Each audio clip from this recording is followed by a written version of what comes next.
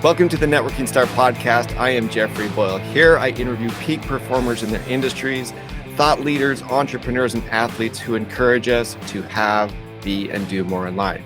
Today I have Mark Dawes with me. I'm really excited because Mark is an influencer now with over 122,000 followers on his Instagram channel, but he also has a very interesting book called Understanding Quantum Thinking. Welcome to the show, Mark. Pleasure to be here, Jeffrey. Nice to meet you. Yeah, great to meet you. And so that is a really interesting title. And I told you as we were discussing some things, I really liked going through some of your reels. It is very deep stuff, but you make it really easy to understand. How is it that you got into this quantum thinking, and what does that mean?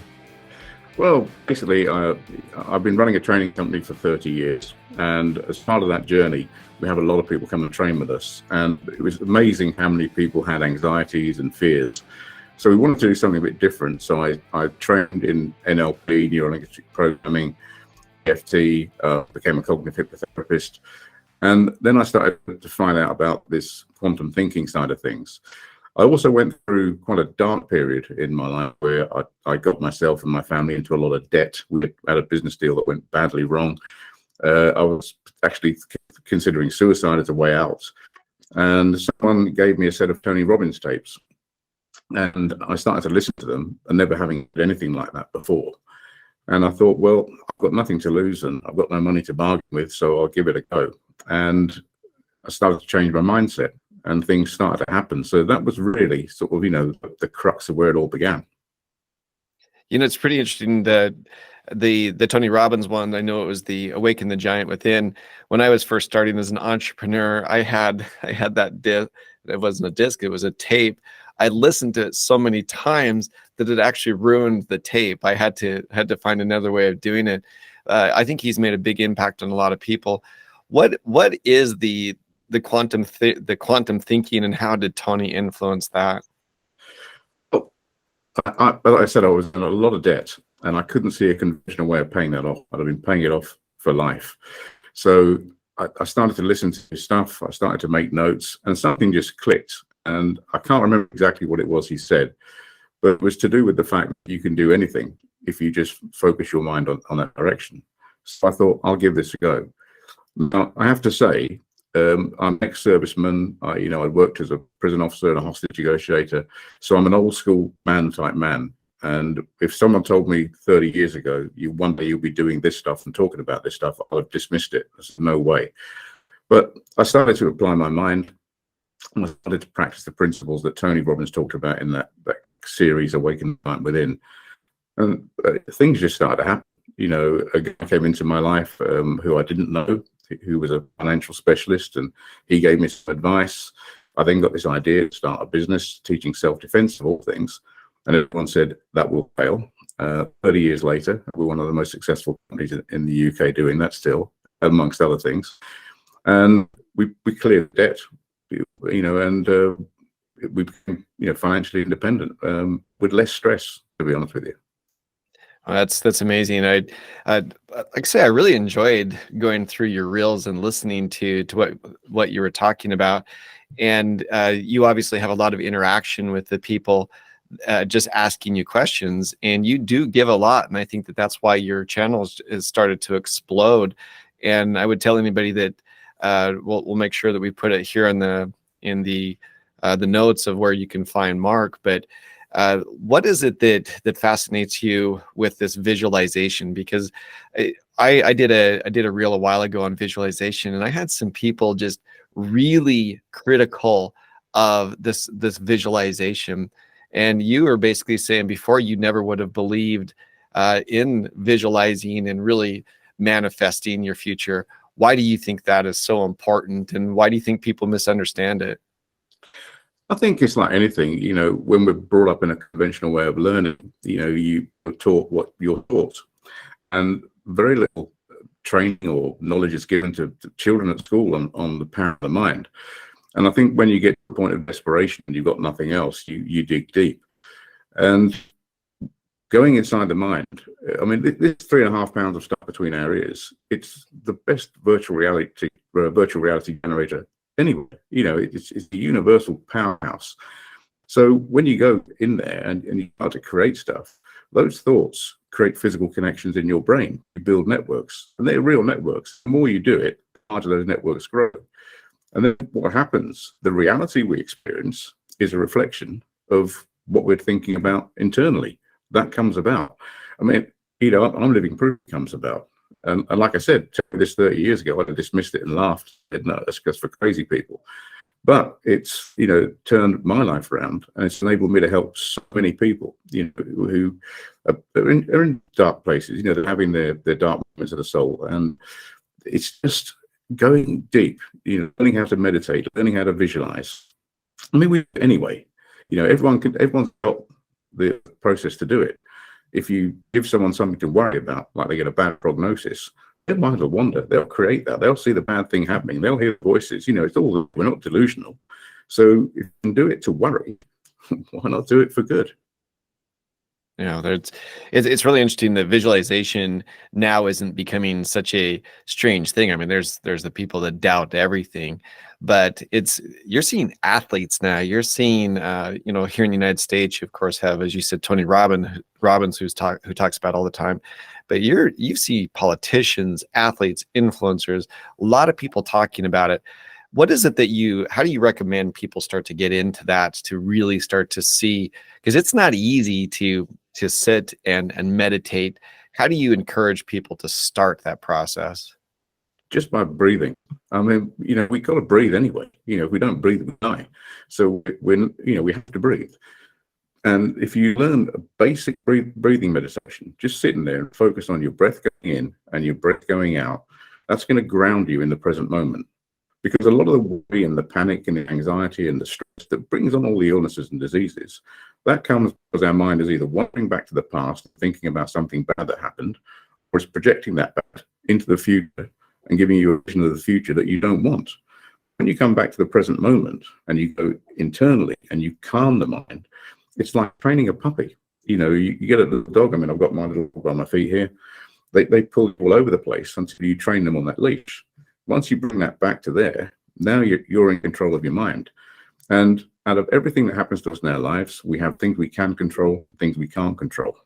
Our mind we can control unless we choose to give control away.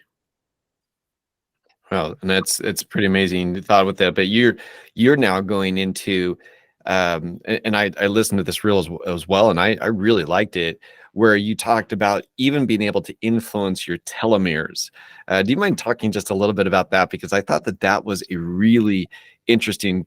A lot of times people don't understand, as you're discussing, just how much their health is affected by the way you think. Do you mind discussing that a little bit? Yeah, sure. I mean, in our DNA, we have these strands of telomeres that are like a little shoelace tip in there. And the longer the telomere, the longer and healthier life we have. And as we age, they naturally get shorter. That's just part of the aging process. But they've done studies with cancer patients. It was a Canadian study. And what they found was, with these breast cancer patients, they were given a support group and they practiced mindful meditation. The telomere length was maintained. It didn't shrink. Okay. So we know through other research and other studies done on meditation that it increases telomere length. So it's a marvelous thing that we can do. Then the alternative is worry about stuff, we get stressed about stuff, and we shrink it. So we're either increasing our longevity or shortening our lives. It's entirely down to us. So you talked about selling your business, and even before the business that you had enormous stress and enormous debt. Obviously, you're talking about from that study that's going to shrink those telomeres. And so talk about some of the things that you can do to lengthen them and really have a more healthy life in the process. Yeah, well, mindfulness and meditation is absolute key. It's number one. I mean, doctors should be prescribing this stuff for people. So if you sit quietly just for 20 minutes a day, we'll start with 5 minutes, and build it up. You're going to start affecting an enzyme called telomerase that increases telomere length. So the more we do this, the more telomerase we create, the longer our telomeres get, or at least at best we maintain their length. That's a really important thing. Getting all stress out of your life is another, important factor. So, we're going to be in environments that we can't control. We might be at work and someone sat next to us is someone that drives us mad. We have to go to work to earn money, but we're sat there. They're there. We can't control them, but we can control the way we choose to think about it. And you've got two options. You either think positively or you think negatively. Thinking positively, you're going to produce enzymes like telomerase that increase telomere length. Thinking negatively, you're going to produce toxins that are going to toxify every one of the 50 trillion cells in your body and cause you sickness, illness, and disease. So meditation, mindfulness practice, getting rid of stress is the absolute starting point for that. Yeah, it's interesting what you're talking about, that with just the toxicity. There is so many studies now that actually show that thoughts are things. They're electrical, the same way that the electricity that surrounds us, and we have enough power in our body to basically power a car easily, and even a small neighborhood from just all of what we have inside of us. But it's so difficult for people to believe that. You can have a magnet and it attracts the right thing, attracts like things, but somehow or another our thoughts and the way that we're doing it. You touched on it just a minute ago about really you're able to feed your body with positive thoughts. You're able to explain that just a little bit more. I thought that was I watched a lot of your reels before this, and it was very interesting, the idea that you can actually feed your cells with positive thoughts. Can you explain that? But yeah, because when we think, we got the largest pharmaceutical company in the universe in our head, and when we think a certain way, that hypothalamus will produce proteins and enzymes consistent with the way we think. So let's say I tell a bad joke and it offends you and everyone else there. If you choose to be offended, you'll produce, I think it's roughly, don't quote me on it, but something like 1,200 toxins that flood into your body and hit every one of your 50 trillion cells. But if you find the joke funny and you laugh, you've got 1,400 proteins being produced. They're going to nurture and your cells. So we have a choice. We've always got a choice. So when I talk about how we feed our body, and Dr. Joe Dispenza, brilliant guy. I've followed him for years and learned a lot from him. He's actually said, does it actually really matter what we eat? Because if you're eating our food, you can eat the most nutritious diet ever. But if you're having negative, stressful thoughts, the stuff you're producing is going to go into your cells and into your gut. It's going to nullify the effects of a healthy diet. So you literally feed yourself by your thoughts. Well, and it's you talked about it too, choosing to be offended. Right now, you've chosen a medium with Instagram where people, of course, can be offended by everything. Social media is just filled with people being angry with each other, and the anxiety that's being caused from all of that. Explain a little bit more about that, you choosing how it is that you're going to react to outside stimulus or something that people say to you. Well, for me, it's quite a simple philosophy to explain. If something happens externally to me, it's happened. Okay. If I have a negative reaction to that, then what's happening is controlling me. Okay. So if someone says something that I don't like and that causes me offense, I'm allowing that to happen. I'm allowing that person to control my mind, that thing to have that negative effect on me. So I just choose not to do that. Now, you mentioned my Instagram channel. I've got haters on there. I've got people that put, negative comments on there. I don't react to them. I just delete them. It doesn't need to be there. I don't want anyone else to be affected by them, so I just delete them. And interesting enough, someone actually contacted me, emailed me, and said, "You deleted my comment. Why did you delete my comment?" I went on there. I just deleted the email. It's a choice, isn't it? Why would you do it? And if you had a plate of food, like a strawberry flan, a beautiful strawberry flan in this hand, and you had a plate of mud in this hand, which one would you choose to hit yourself in the face with? But people do this all day long, and you can see it in their emails they write, and you can hear it in their voice. Someone told me the other day, "I'm sick of being sick." Well, you're actually going to make yourself sick. I'm sorry, but that narrative is reinforcing your thought process, and now you're pushing that out into the universe. So you're basically self-justifying the fact that you're going to be sick. but you hate being sick, but you're talking about sick of being sick. It's going to continue, sadly. Well, like I said, I enjoyed it, and I think it's because I'm such a believer that we truly create the universe first in our mind, and then we live in it, right? And I think that there's been amazing mentors that are out there that have really made a giant impact on me, and it sounds to me that we share some of those same, so many of the same philosophies with it. Please tell us where people can find you, Mark, and the best way to interact with you and to learn more from you. Yeah, I mean, I suppose my Instagram channel is probably the best one at the moment to go on there. It's Mark Dawes QT, and if you want to know what QT stands for, it's quantum thinking, which is a word I made up. Okay, I didn't obtain anything, so that's where I'm posting most of my stuff at the moment. There's a contact email in there; people can email me if they wish.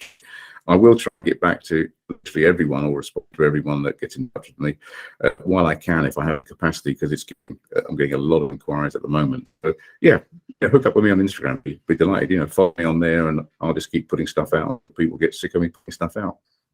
Well, please finish with one more thought for me. And we're surrounded by negativity in the news, negativity from friends, negativity on social media. There's negativity everywhere, and there's a lot of money made from negativity. But the people consuming the negativity are truly changed, I think, for the worse. How do we, in this negative, just everywhere, just the sea of negativity, how do we overcome that and really, as you said, increase our lifespan and have a healthy life in the process? Well, stop watching the news. The first piece of advice I give to people. I haven't watched the news since I don't know when. I just don't. I don't see any point in there. And people rely a lot on external gratification. They need something to keep them occupied these days. So they're on TV or they're on their phones or they're doing whatever. Shut that stuff down and go inside. Get comfortable with being on your own. Go inside your own mind. Start to just call it relaxation if you want to, but go internally, relax your body, bring your mind back to this point in time, to the present moment. Forget about the past. It's done. Don't worry about the future. It may happen, may not, but you don't know. Bring your mind back to the present moment in time and just breathe. Learn to practice mindfulness, meditation. Just learn to breathe. Use this virtual reality generator to generate images of what you want in life. Elevate your heart emotion. Get an elevated feeling of gratitude, because if you're being grateful for something, that means you've already got it. And everything that ever was, ever has been, and ever will, it already exists. In quantum physics they call it superposition. So everything's out there. There's no more creation to be done. We just need to know how to access that stuff. So if in my living room where I sit, on the arm of the chair next to where I sit, and drives my wife mad, by the way, I've got at least 6 or 8 books on there. And I come down in the morning and I just pick up a book and I'll read a chapter of a book. So I'll read something educational, inspirational, motivational, put an audio tape on, listen to someone like Tony Robbins, or I study, I'm not a Buddhist, but I study the teachings of Thich Nhat Hanh, fantastic Zen master, just sadly passed. We're all connected, we're all connected to one another. There is no separation. If you consume all this stuff externally, we're creating this feeling of separation and isolation. We're living in the technologically advanced age. We've got more sickness, more loneliness, more depression, more stress, more warfare than ever before. We need to shut that stuff out and go inside. Mother Teresa, just to finish on one thing, she said, "Don't invite me to an anti-war rally, I won't go. Invite me to a peace rally." The words are that important. Some people want to say, "I want to stop being stressed." Well, because your brain can't compute from a negative perspective, it has to see you stressed and then try and stop it. Why don't you just say, "I want to be happy.